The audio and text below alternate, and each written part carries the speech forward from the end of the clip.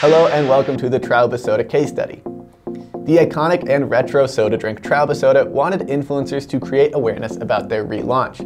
Influencers were asked to buy one of the iconic drinks, create a piece of content, and mention it in the caption how Traubisoda is back. Meanwhile, before this campaign even took place, Traubisoda held a product promotion dance in a mall. Paired with this influencer marketing campaign, this helped launch Traubisoda Retro Drink. This campaign finally resulted in a total of 25 influencers posting 25 posts which got a total of an 8% engagement rate.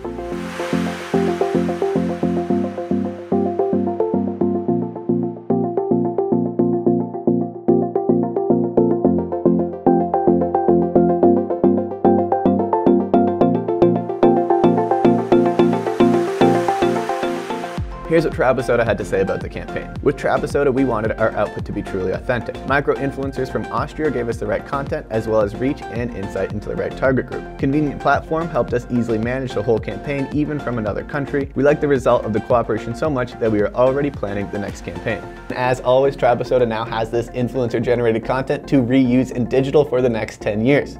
Thanks for watching, and until next time, I'll see you in the feeds.